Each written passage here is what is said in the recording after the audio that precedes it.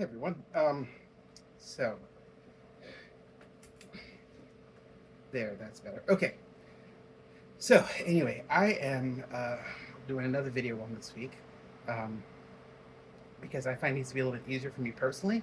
Because honestly, to write one generally takes me a couple of hours because I'm trying to work out the language exactly, which I don't have that trouble here. Both last week and this week, I have nothing written down. I'm just sort of speaking.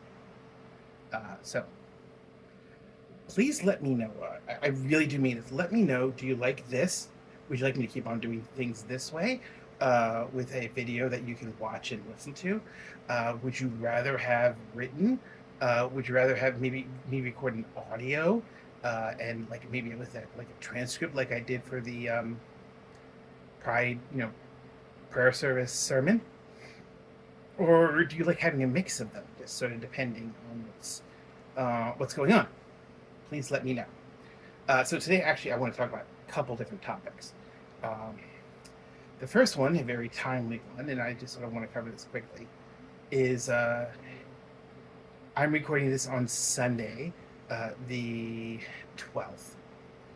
So this morning it was announced that Lindsey Graham had died last night. He's, senator, and the reaction was sort of predictable. We have a lot of people who are extending, sympathy, and particularly there's like other senators and politicians who they're not just extending sympathy. They are to like his family. They're also like acting as if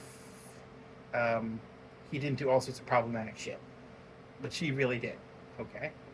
Um, and then you have some people who are just completely how to put this they're just saying what they're thinking and what they're feeling um, without any regard for anything else. I find both to be problematic personally. I mean, my problem with the first one is that we shouldn't be trying to make it as if everyone, like right after they die, we're acting as if they're like these perfect, great people. Because there are a lot of people who were really shitty people, and he, frankly, was one of them. He, he did a whole bunch of bad things. I mean, he just throughout his life, he was, an advocate for war and for fighting and invasions. He was against the seditious traitor until the seditious traitor became president, and then he started licking his boots. I mean, thing after thing after thing. Okay, so sitting here and like I've seen a couple people writing about like how he was funny and he was amusing and you could tell he cared about what he was doing. Okay, all that may be true, but it does feel a bit like you're whitewashing his record. Uh, and here I'm using whitewashing not in any sort of racial sense, because there is literal whitewashing where you make it all about white people or something. Um, but in this case, you're just sort of sanitizing. Maybe that's a better word. They're sanitizing his past to make it look as if he was a better person than he is. And then on the other side, you have people who are just like talking about how bad and awful, and if anyone expresses any sort of sympathy, they're acting like, oh, that's such a bad thing. I find this problematic, and this one I find problematic. Honestly, it's more for a couple of reasons. First is I find it sort of tasteless to go after someone immediately after they died. Now, keep in mind what I said before. I'm not talking about going in and sanitizing. There's a difference between sanitizing and either not saying anything or just not saying mean stuff about them, or not saying stuff that like immediately after they died. And so I find it a little tasteless in that respect. you know, although, I can see why some people might be like, oh, that's just like being conformist. And yes, true. I'm going to admit that that's, is a remnant of past beliefs. But I still it doesn't change the fact that I still find it tasteless. The other reason I find it problematic is is a religious belief. Uh, my belief that we are all children of God and we're all beloved by God, uh, which is, I know, sometimes really hard to remember. I have trouble remembering that with certain people. For example, the seditious traitor, thinking that he is beloved by God sort of turns my stomach a bit, if I'm going to be honest with you. It really does. But he still is. God still loves him anyway.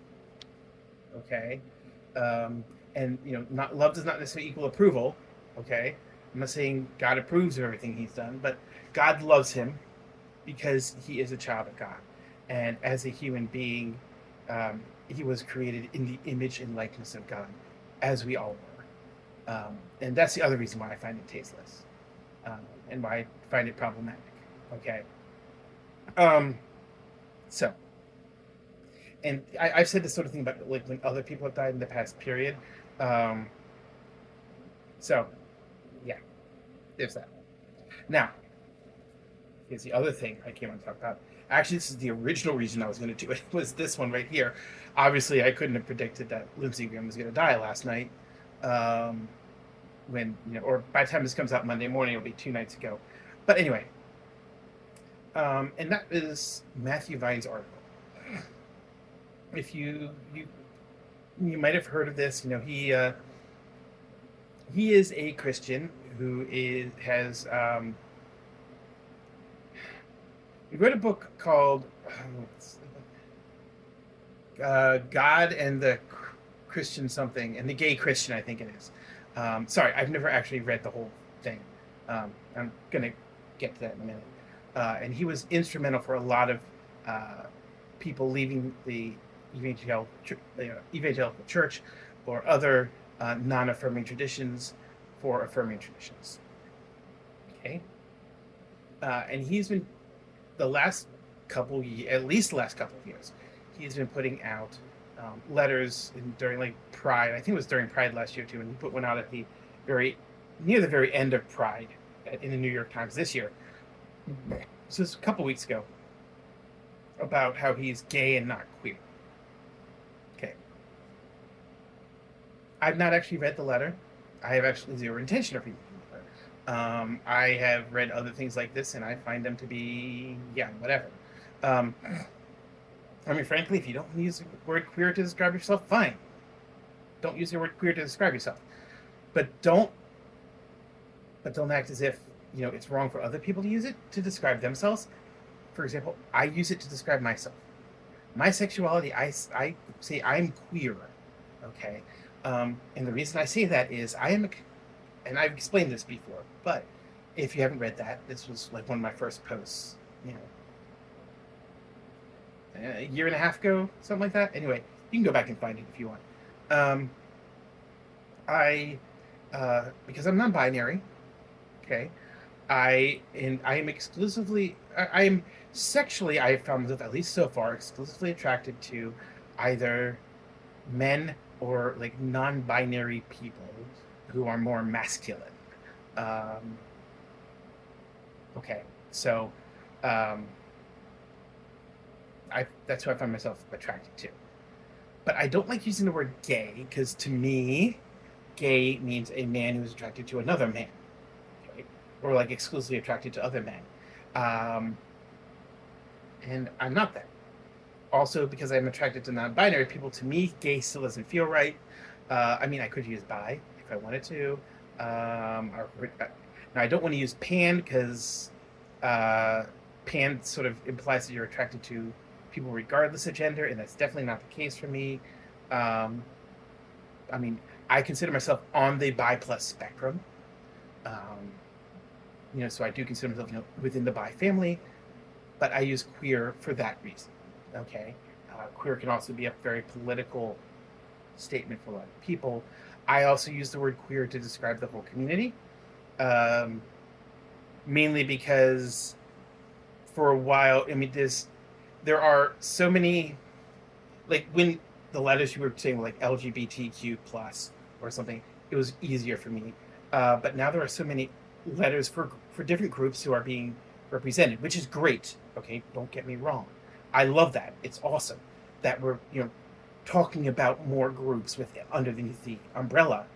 Um, I don't want to accidentally leave this group or that group out by forgetting, by not naming a letter.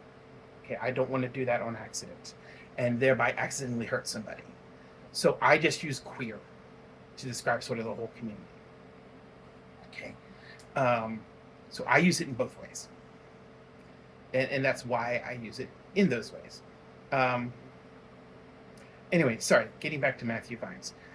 The reason I haven't talked about him much before now, or at all before now, is that Matthew Vines, for me personally, has not really meant anything. I didn't read him when I went to look for an affirming church. I was a member of the Catholic Church. If you've read my story, you know this. I left it.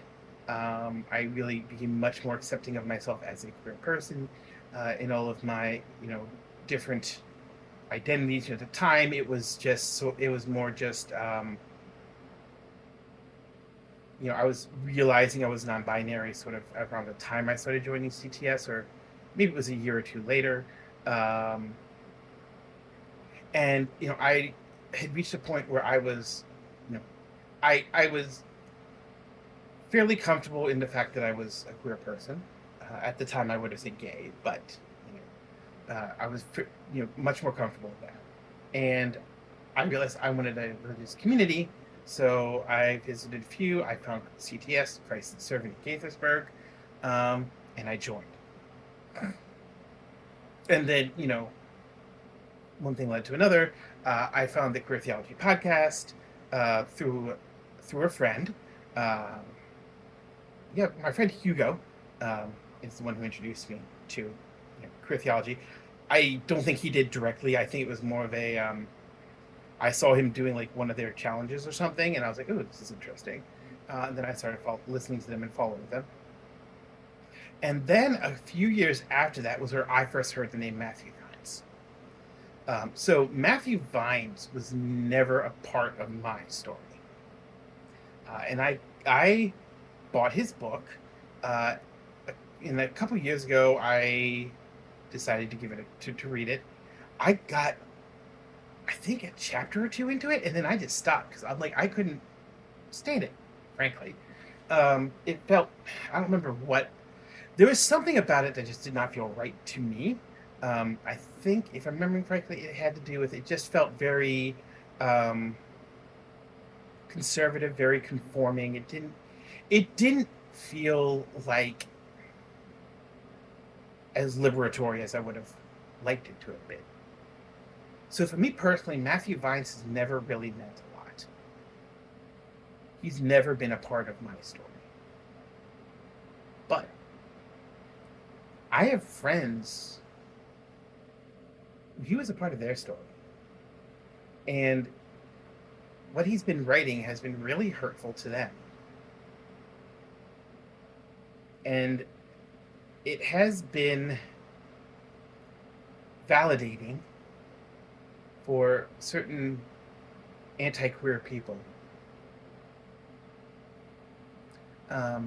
And as my friends Billy and Celeste noted, you will have to go, if you do not follow Billy and Celeste on whatever platform you listen to podcasts, find Transposition.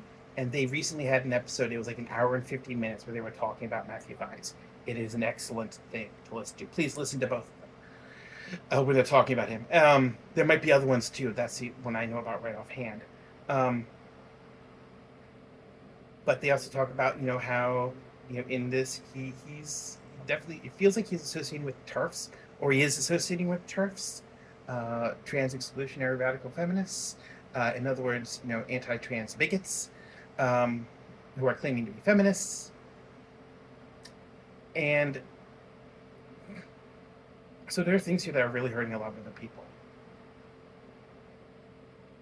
And I guess to me, the main thing I wanted to say against it was sort of what I started off with talking about his whole, you know, queer and gay are, we need to be queer, not gay, which is honestly, it's very much that LGB without the T thing um, that a lot of people talk about,